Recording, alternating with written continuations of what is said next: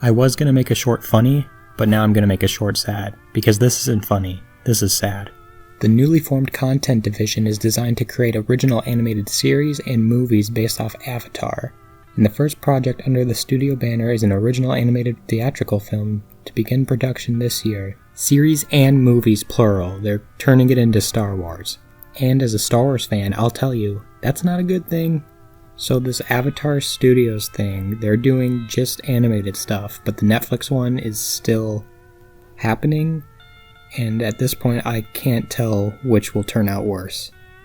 I mean, obviously the Netflix show will be worse, but at least it's just one show and not multiple series and movies.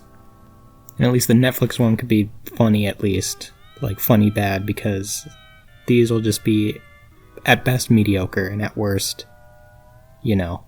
The output will be debuted on multiple platforms including Paramount+, Nickelodeon's own linear and digital platforms, and on third-party platforms, as well as theaters. So third-party platforms, that basically confirms, yeah, this is going to All-Access.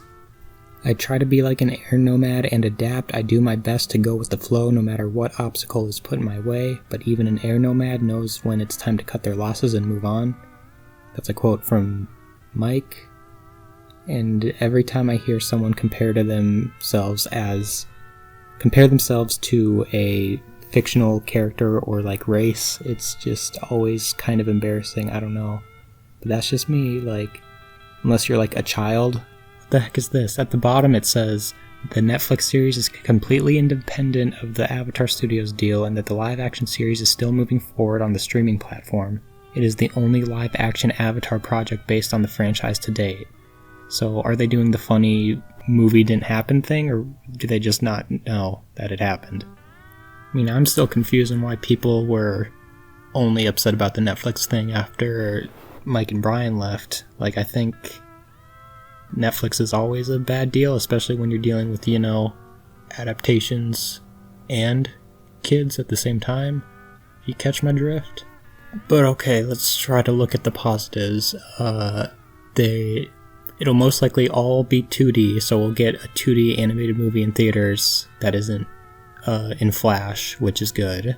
And we'll get some more videos from ER, that's a good thing.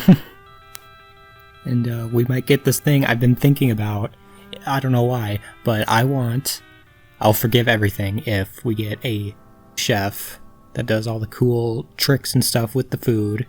That is a firebender that cooks it with firebending in the air while doing tricks.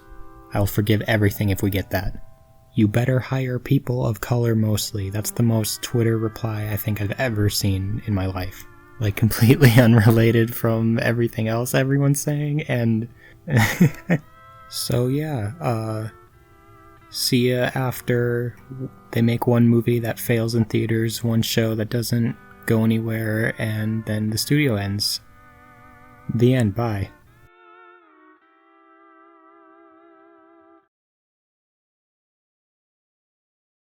You dead